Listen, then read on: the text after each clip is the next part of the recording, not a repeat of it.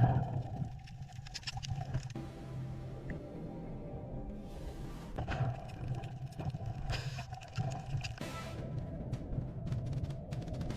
can't believe it, honey. It's actually here. We found it. Now the real work begins.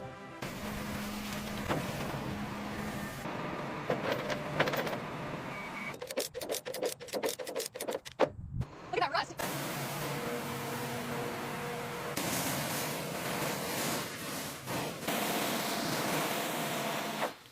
The first step is always the most satisfying, washing away decades of grime to see what's underneath.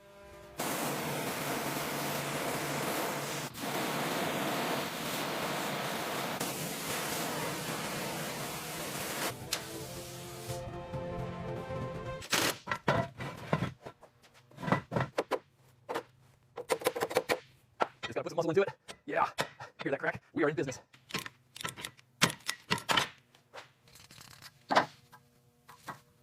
And there it is, the rear brake disc is finally off. That took some serious effort, but look at the corrosion underneath. All right, getting these rear calipers tagged up, crucial to keep everything organized, especially with the Batmobile parts. These are from phase 2 disassembly. Just a bit more scrubbing here. It's amazing what a wire brush and some elbow grease can do. Look at that contrast. And finally, the rear suspension is free. That took a lot more effort than expected, but we got it off the chassis.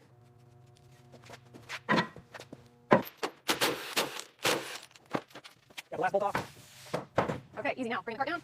We'll label this as the exhaust assembly and set it aside here on the pallet. It's heavier than it looks. Look at the difference already. We're finally getting through the corrosion on these drive shaft bolts. These haven't moved in decades. Okay, perfect. One down. Now for the next one. Step by step, we're bringing this legend back to life. These seats are rough, but they're finally out and tagged. Decades underwater really took its toll, but we can fix this. All right, guys, we finally got the console separated. You can see where the clip snapped. We're definitely going to need to address this wiring loom. There we go. Finally managed to break that seal. That is one heavy piece of metal.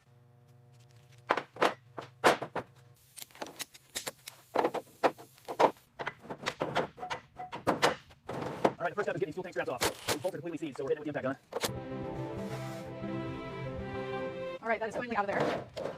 Wow, look at the corrosion on this side. Piece by piece, the Batmobile lives again. Securing the fuel tank means we're one step closer to getting her running. Okay, twisting it free now, and there we go. Wow, that is some nasty coolant.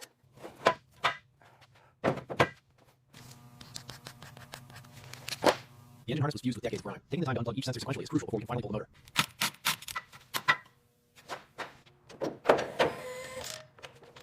All right, the hoist is in position. Now we just need to secure these chains to the engine mounts, and we can start lifting this beast out of here.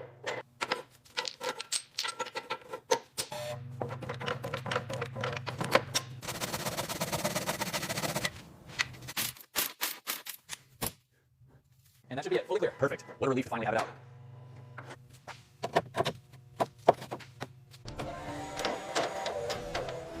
That went smoother than expected. One step closer to firing her up. All right, the bench is ready. Let's get that gearbox mounted.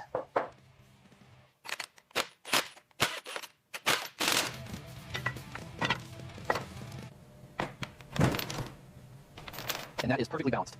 Now we can finally start the teardown process. All right, the extraction is complete. Now for the teardown. Let's see what we're working with inside the gearbox.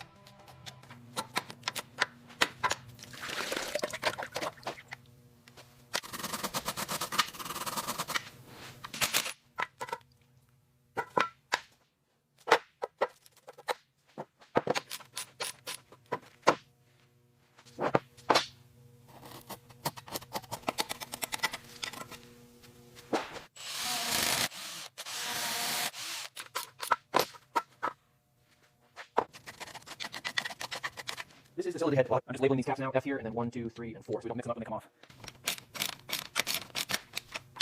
Look at that corrosion. Decades underwater really took their toll. But we got the first one out. We're checking the lift here, and unfortunately, as expected, these lobes are completely wiped out. Look at the pitting under this grease.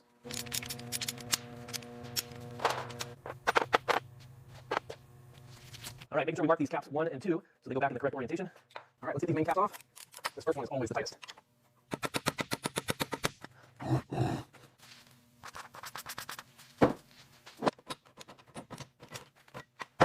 Using the bore scope, we can see the extent of the corrosion. These cylinder walls are heavily pitted and scored, confirming the engine is seized. Listen to that crack. That's the sound of 30 years of rust finally letting go. We're making progress now. This gearbox holds the key to getting the Batmobile running again. It looks daunting, but we're organized and ready to tackle this teardown. That took some leverage, but we finally got the drain plug out. Look at the state of this fluid.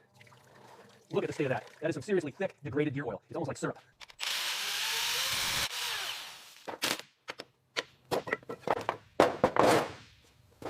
All right, let's get this main shaft out of here. Look at all that corrosion. Now for the satisfying part, cleaning up this mess. All right, slowly but surely we've got the input shaft out. Look at the condition of those gears.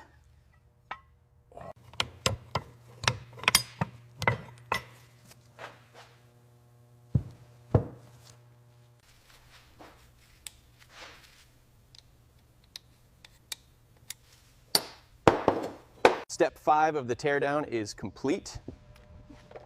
It's strangely satisfying seeing it all laid out like this. The rust goes deep, but the structure seems okay here. Check that inner tooth though. That looks like a stress fracture. This bearing is completely toast. We're going to need a full replacement kit.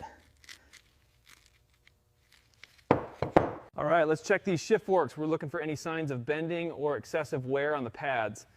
This one looks pretty rough. All right, let's check the clearance on the synchronizer. We need to make sure it's within spec before we reassemble. Looks like we're sitting right at 5 thousandths here.